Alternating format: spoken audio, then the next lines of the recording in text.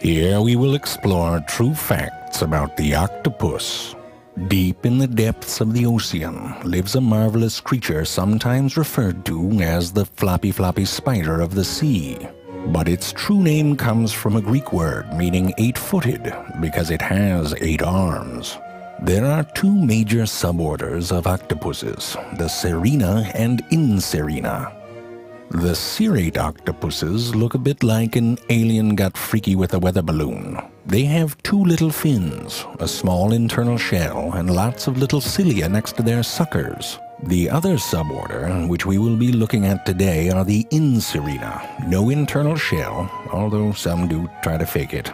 No fins, but 100% amazing. Many of you will know the amazing color and texture changing capabilities of the octopus, as well as its ability to fart ink at a moment's notice, evolution at its finest.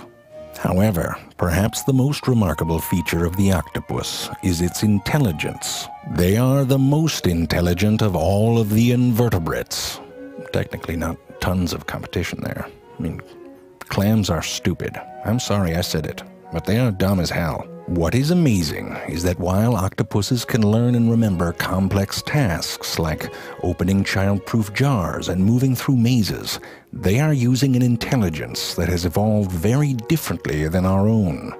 Unlike our intelligence, which is mainly centralized in our head hole, the octopus has distributed intelligence. 3/5 of all of its neurons are located in its arms.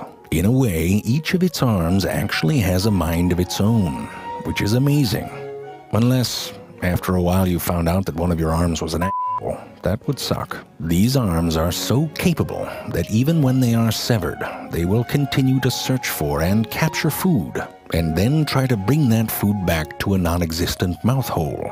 Some octopuses will actually remove one of their own arms when threatened and let it wriggle away to confuse the hell out of predators. Data point of 1, but it would confuse the hell out of me. Each arm of the octopus is equipped with over 250 suction cups, each one with the ability to rotate and grasp independently.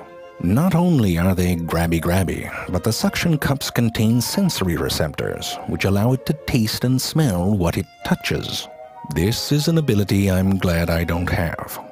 It is widely known that the interestingness of an animal is proportional to how difficult it is to figure out where its butthole is. The octopus is therefore very interesting, because its mouth is exactly where I thought its butt should be. I'll be honest with you, I still don't really know where it is. But my search history does contain the phrase, pictures of an octopus's butt.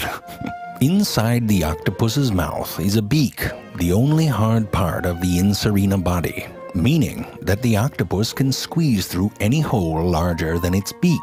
The tentacles guide food towards the beak, where venomous saliva incapacitates prey before the horror begins. I told you, clams are stupid. When it comes to moving, the octopus has a variety of options. It can crawl, or use a water jet called a siphon, or it can do this, which is my favorite. Some scientists have argued that 2 of its arms should be characterized as legs. I wonder why. They can walk. Octopuses can even move on land quite effectively. Yes, they get a little mushy on land, but don't judge. It's like reverse shrinkage. Imagine what they think when we skinny dip. What happened to your little arm? That's what they say. Although the octopus's 8 arms may seem identical, one of the male's arms is actually a hectocotylus, which functions like a penis. Therefore, shaking hands with a male octopus is sort of like playing Russian roulette. But instead of dying, you risk your hand getting pregnant. The hectocotylus is used to transfer spermatophores to the female, either by inserting it into a hole in her mantle or by tearing it off and presenting it to the female for later use. To understand this, imagine if you were on a date and your date reached down and, well, that is how an octopus do. To the octopus, human sex looks really, really boring. Like we're just saying hello to each other. Because when they get it on, it can get crazy. When the female has fertilized her eggs, she retreats to an underwater crevice and attaches her eggs to the roof.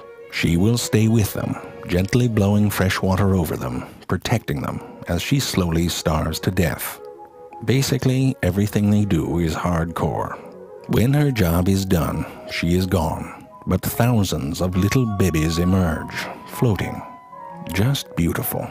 Sort of like the ending of Charlotte's Web, except underwater.